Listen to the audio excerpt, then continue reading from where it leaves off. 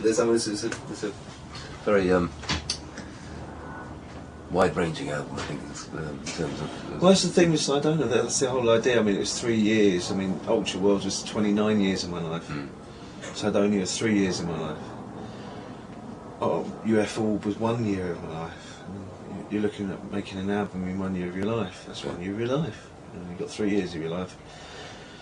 You've got time to change it around. You hear the one that's going around at the moment as a Cydonia from 2 years ago that people have managed to sort of download and copy, and it's changed. And these people I met in America, they know all about Cydonia 1, and they're like, man, you're playing tracks I never heard before. I said, no, because I've not let anybody fucking hear it until now. Right. Yeah. It's only going to be sort of like, you lot are just going to sort of like, please buy it. Make an old man happy, buy me record. Quote unquote. There's one track on it when you use it. Well, there's lots of other people. Let's get through the other people, because it's not just Andy Hughes, it's Thomas Feldman. Yeah. Will take a majority, a share of the pop side of the tracks with Centuries, Once More and Ghost Dancing. He takes a major role in constructing and making that into a pop song. Along with Andy doing the engineering and maybe a bass line and working his guts off on tracks as well, not just in them at all. Then there's the Promise track, which is done with Andy. It's the only track on the album that Andy and I actually do on our own. Right. It's a very nice track, actually.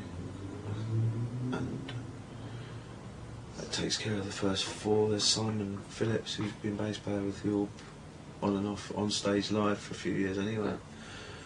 And that's Turn It Down. Then there's Thursday's Keeper, with a British band, recorded and arranged up in Birmingham.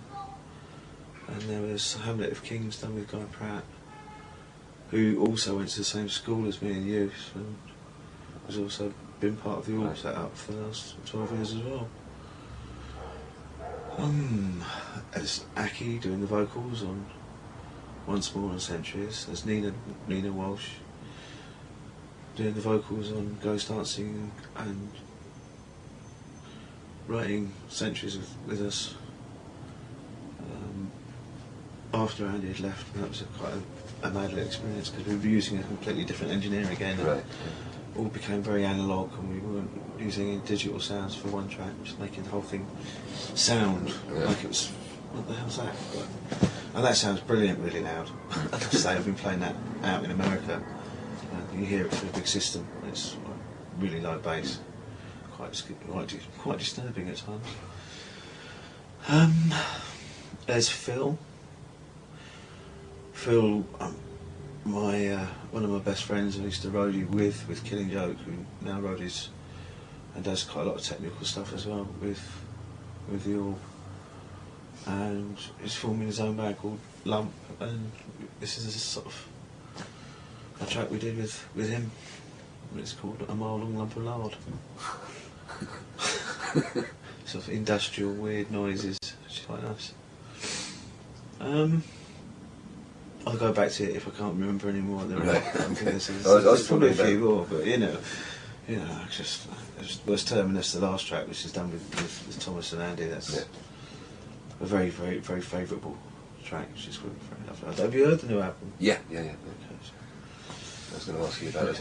One track on it which has got this voiceover, what sounds like someone doing a voiceover audition. That's Phil again. Everyone, this is not the first one to point this one out. Actually, there's it's part of a lost tape from the FFWD sessions in '94 with Robert Fripp, and we wanted to use that track as the last track on the album because it was so humorous. And the rest of the album was really sort of scarily nice, but it's quite sort of like, very serious musical album for once, not an Orb album. I would say that's probably the best album I've ever been involved in, the FFWD album. But that's may or may not ever see the light of day again. We don't know. But Phil, light-heartedly, had picked up 2 books, read from one, read from the other, read from one, and it became more and more. As those 2 minutes got into the last minute, he was really on a roll.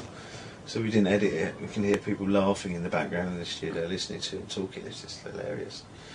But we lost it. We misplaced the date at the time, and we got it back. I found it, refound it a few years ago. And right, it's going on the album. I don't care. So it's going on there. It went on the album. And it works. Yeah. And it's just sort of been 3 years of Orb Silence, and you also launched the Bitty Orb and concentrated on doing that. What was the thinking behind that period? Well, the Bitty Orb was something that I've been doing since about 94, 95 actually. It was an excuse for me and Andy to go out with just armed with some records and a sampler and a keyboard. Yeah. And he could sample me live and then play it back. And I could then play records back off him, so it could become like 2 DJs clashing. And that was the idea behind that, with a light bulb. With a Bitty Orb. And that's just kind of snowballed. It's like we're getting offers all over the world for that now.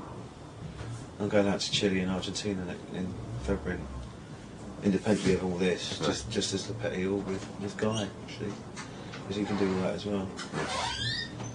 And this year I went to China with it, with Thomas, did the Bitty Orb out there, and I don't know, Scotland, Japan, Moscow. It's a weird one, the Bitty Orb. It's just one of those little side things that I never really thought would happen, but in a way, it's in a way where we were doing a tour of Japan as the Bitty Orb versus Mad Professor in October, a couple of months ago. That was really good, but it was 3 of us, and it was more than the Orb have at the minute, so it's actually a Le Grand Orb. You have to rename it again. Who knows? No, we won't, but I think it's good grounding as well for me, just to get really close to people again, rather than all these big gigs and sort of like, you know, oh, what was the biggest gig you ever did? I don't know, what was the smallest gig you ever did, mate? Did you ever do the open anchor? You know, sort of. Killing Joe did once, actually do the open anchor. A very small gig, all on beer crates with the gear, you know. Right, even the stage was on beer crates. I mean, it's that small. Another question. So, are we going to see a live Orb? Well, I suppose it's what it's going up to. I suppose it's a good question of actually getting it together to rehearse, and the format would be John Room, who's aka Witchman, and Simon Phillips. And yes, that would probably be an Orb line-up with myself. Yeah. And it would work quite well, because I've worked with Witchman. We've been doing another project, as well as a track on the Orb album of a thing called Multiverse, which is a project on Bad Orb, which is a thing I'm also doing, it's getting another label together. Just in the last 3 years, 2 years, it's been a bit like throwing yourself up against the wall when you've been so used to doing a lot of stuff. Still doing a lot of stuff, but stockpiling it and having an idea with it, and we're starting to release records next month as well on Bad Orb. An itchy right hand, what does that mean? No idea. Money coming in. Is that money coming in or is that money coming in? Don't worry, okay. I don't know what I'm talking about sometimes.